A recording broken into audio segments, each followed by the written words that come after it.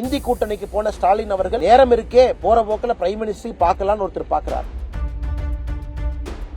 தமிழ்நாட்டை சார்ந்த பெண்மணி நம்முடைய நாடு நன்றாக இருக்க வேண்டும் என்பதற்காக இவ்வளவு கொடுத்து இவ்வளவு பண்ணி இன்னைக்கு நாளைக்கு தூத்துக்குடிக்கு விசிட் வர்றாங்க. அந்த வெள்ளம் பாதிக்கப்பட்ட பகுதியில் பார்க்க. அப்படி இருக்கும் பொழுது திருமாவளவன் அண்ணனுடைய கருத்து சரியான அண்ணங்கிட்டே கேட்டேன்.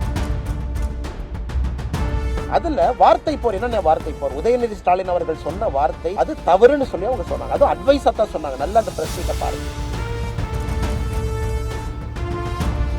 குற்றம் கண்டுபிடிக்க வேண்டும் என்று தமிழகத்தில் திமுக காரங்களும் கூட்டணி கட்சிக்காரங்களும் அப்படி ஆரம்பிச்சாங்கன்னா என்ன பண்றது?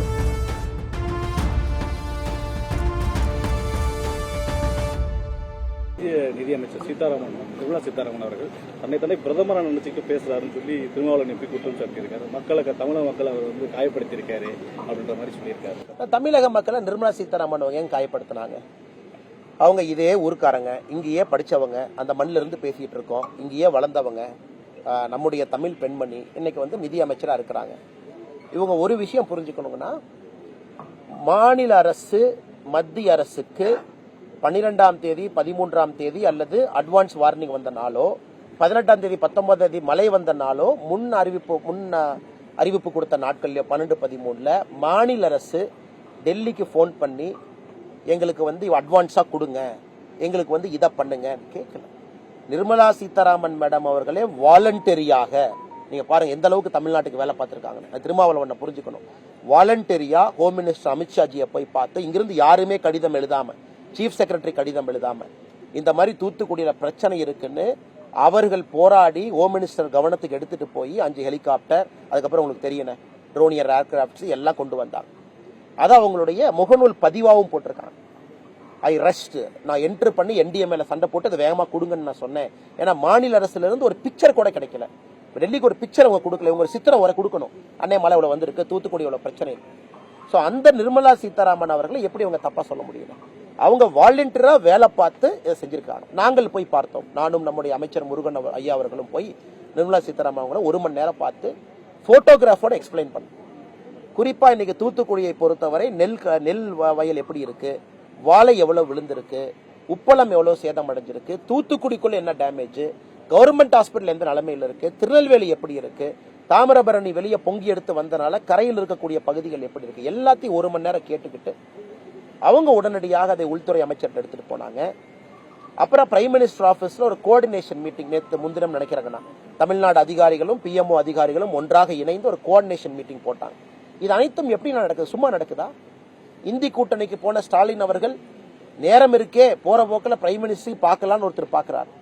இங்க தமிழ்நாட்டை சார்ந்த பெண்மணி நம்முடைய நாடு நன்றாக இருக்க வேண்டும் என்பதற்காக இவ்வளவு கொடுத்து இவ்வளவு பண்ணி இன்னைக்கு நாளைக்கு தூத்துக்குடிக்கு விசிட் வர்றாங்க. இன்னைக்கு இரவு வர்றாங்க சென்னைக்கு, நாளைக்கு தூத்துக்குடிக்கு வந்து கலெக்டர் ஆபீஸ்ல மீட்டிங், இந்த வெள்ளம் பாதிக்கப்பட்ட பகுதியில் பார்க்கறாங்க. அப்படி இருக்கும் பொழுது திருமாவளவன் அண்ணனுடைய கருத்து சரியான அண்ணங்கிட்டே கேட்கிறாங்க.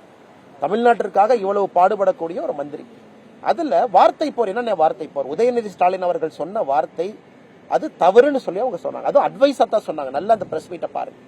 அரசியலே நீங்கள் மேல செல்ல விரும்புறீங்க, இன்னும் பெரிய பொறுப்புகளுக்கு வரணும், மக்கள் சேவை பண்ணும்னா நீங்க பேசின வார்த்தை சரியான்னு தான் கேட்டாங்க. குற்றம் கண்டுபிடிக்க வேண்டும் என்று தமிழகத்தில் திமுக காரங்களும் கூட்டணி கட்சிக்காரங்களும் அப்படி ஆரம்பிச்சாங்கன்னா என்ன பண்றது? அவர்கள் சொன்னது ஒரு மாநிலத்தினுடைய பொறுப்பில் இருக்கிறீங்க, முதலமைச்சருடைய மகனா வேற இருக்கிறீங்க. இன்னைக்கு நீங்கள் இது போன்ற ஒரு வார்த்தையை பயன்படுத்தி கேட்பது முறையா? முதலமைச்சர் போறதுக்கு முன்னாடி, முதலமைச்சர் 21ஆம் தேதி போனாங்க தூத்துக்குடி, 20ஆம் தேதியே இன்டர் மினிஸ்டர் டீம் அங்க போயிட்டாங்க. முதலமைச்சருக்கு முன்னாடியே மத்திய அரசு டீம் அங்க இருக்காங்க. சோ அதனால எந்த ஆதாரத்துல வந்து திமுக காரங்க பேசுறாங்கன்னா, முதல்ல ரெஸ்கியூ எஃபர்ட் கொடுத்தது மத்திய அரசு, இன்டர் மினிஸ்டர் டீம் அமைச்சது மத்திய அரசு. நேற்று பிரதமர் அவர்கள் நம்முடைய மாண்புமிகு முதலமைச்சர் மு க ஸ்டாலின் ஐயா அவருக்கு போன் பண்றாங்க. போன் பண்ணி மு க ஸ்டாலின் ஐயா முகநூல் பதிவு போட்டிருக்காங்க. எல்லாத்தையும் விசாரிச்சுட்டு என்னென்ன உதவி வேணும்னு கேட்டுட்டு உடனடியாக நிர்மலா சீதாராமன் அவங்களை அனுப்பி வைக்கிறேன்னு சொல்லியிருக்காங்க. இது எல்லாம் ஒரு பக்கம். நிறைய உதாரணம் கொடுக்கலாம். நான் இப்ப சாயந்தரம் ஒரு முகநூல் பதிவு போடுறேங்கன்னா, பிஜேபி ஆளுகின்ற மாநிலங்களுக்கு மத்திய அரசு வந்த பிறகு புயலுக்கு எவ்வளவு கொடுத்திருக்கோம், பிஜேபி ஆளாத மாநிலங்களுக்கு மத்திய அரசு வந்த பிறகு எவ்வளவு கொடுத்திருக்கோம், அந்த டேட்டாவை நீங்க கம்பேர் பண்ண தெரிஞ்சிடும் உங்களுக்கு எவ்வளவு கொடுத்திருக்கோம். வரும்போது பிளைட்ல ஒருத்தர் சொன்னார், நம்மளும் ஜோக்கு மாதிரி சொன்னார், திமுக காரங்க கேட்டாங்களாமா எதுக்கு நீங்க ஆட்சி பண்றீங்கன்னு. திமுக காரங்க சொன்னாங்களாமா நாங்க ஆட்சி பண்றது பிஜேபி இருந்து நிதி வாங்கி கொடுக்கணும். அதுக்கு வேற சொன்னார், அவ எதுக்கு நிதி வாங்கி கொடுக்கணும், நீங்களே டைரக்டா நிதி வாங்கி கொடுத்துருங்க, பிஜேபி ஆட்சிக்கு வந்துருங்க. இப்ப தமிழக மக்கள் அதான் பேசுறாங்க. திமுக காரங்க சொல்றது எல்லாமே நாங்க எங்கனாலதான் பிஜேபி நிதி கொடுக்குதுன்னா அதுக்கு மக்கள் பேச ஆரம்பிச்சிட்டாங்க. அதுக்கு பேசாம பிஜேபி கவர்மெண்ட்டை கொண்டு வந்தா டைரக்டா அவங்களே நிதி வாங்கி கொடுத்துருவாங்க. நிதி வாங்கி கொடுக்கறதுக்கு திமுக அரசு வேண்டுமா? அதனால் இவர்களுடைய ஆர்கியூமெண்ட்டை மக்கள் பார்த்து சிரித்துக் கொண்டிருக்கின்றார்கள். இன்னுமே வேகம் காட்டாம, பாய்ச்சல் காட்டாம, தத்தளிக்கக்கூடிய மக்களுக்கு ஆறுதலா இல்லாம இவர்கள் செய்வது அனைத்துமே மத்திய அரசின் மீது பழி சுமத்தி தேவையில்லாத வாய்ச்சண்டைக்கும் வம்பு சண்டைக்கும் இழுக்கிறாங்க. செய்திகளை உடனுக்குடனும் துல்லியமாகவும் தெரிந்து கொள்ள சப்ஸ்கிரைப் பண்ணுங்க.